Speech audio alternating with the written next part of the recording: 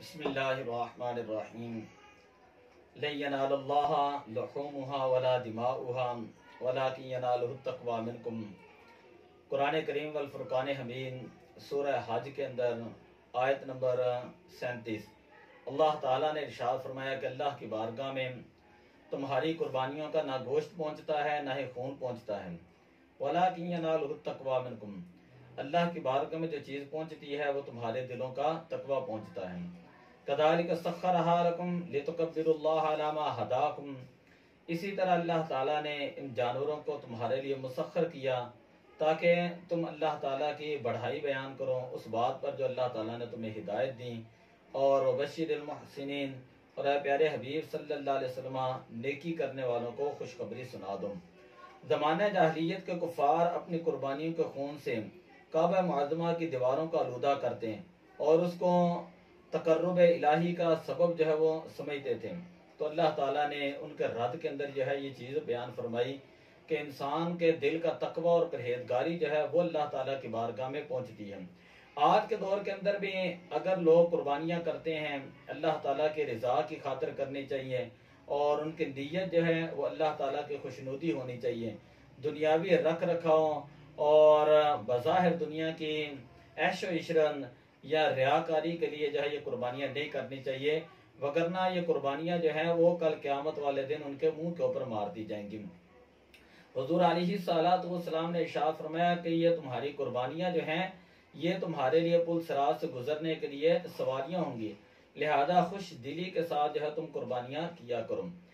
تو یہاں پر یہ بات سمجھ میں آ گئی کہ اللہ تعالیٰ کی بارگاہ کے اندر جس چیز کا مقام، مرتبہ، فضیلت اور بلندی ہے وہ چیز ہے تقوی اور پرہیزگاری۔ حضور علیہ السلام نے ارشاد فرمایا لا فضل لعربی علی عجمی ولا لعجمی علی عربی ولا لأحمر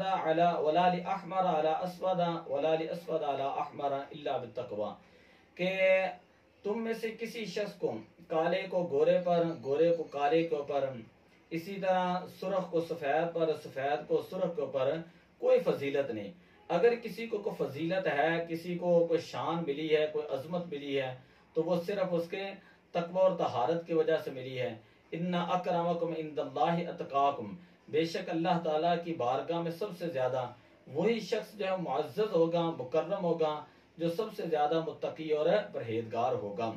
تو ہمیں بھی یہ چاہیے کہ ہم قربانیاں جو ہے وہ صرف اللہ تعالیٰ کے رضا کی خاطر کریں، دنیاوی رکھ رکھاؤ اور دنیاوی عزت اور شہرت اور کسی اور چیز کے لیے جو ہے وہ ہم نہ کریں، تو پھر تو یہ قربانیاں ہمارے لیے قیامت والے دن ذریعہ نجات بھی ہوں گی اور ہماری بخشش کا یہ ذریعہ بھی ہوں گی۔ لیکن اگر ہم نے یہ قربانیاں کی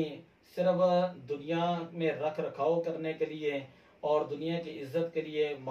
اور دنیا کی ریاکاری کے لیے، تو حدیث پاک کے اندر آتے ہیں انما الاعمال بالنیات، کہ اعمال کا دار و مدار جو ہے وہ نیتوں کے اوپر ہوتا ہے۔ جیسی انسان کی نیت ہوتی ہے اس کو ویسا ہی جو ہے وہ اجر عطا کیا جاتا ہے۔ اگر آپ کی نیت جو ہے کسی بھی کام کے اندر اللہ کی رضا ہے تو آپ کو اللہ تعالیٰ اس کا اجر عطا فرمائے گا، اور اگر کسی کام کے اندر آپ کی نیت جو ہے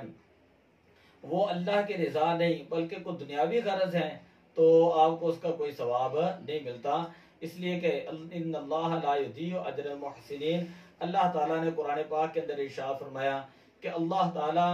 محسنین کا اجر ضائع نہیں کرتا۔ محسنین کا مطلب ہے نیکوکار، جو نیکوکار لوگ ہوتے ہیں اللہ تعالیٰ ان کا اجر ضائع نہیں فرماتا۔ تو دعا ہے کہ اللہ تعالیٰ ہمیں خوش دلی کے ساتھ قربانیاں کرنے کی توفیق عطا فرمائے۔ حضرت ابراہیم علیہ السلام، حضرت اسماعیل علیہ السلام کی سنت پر اللہ تعالیٰ ہمیں عمل کرنے کی توفیق عطا فرمائے۔ الصلاۃ والسلام علیک یا رسول اللہ وعلی آلک و اصحابک یا حبیب اللہ۔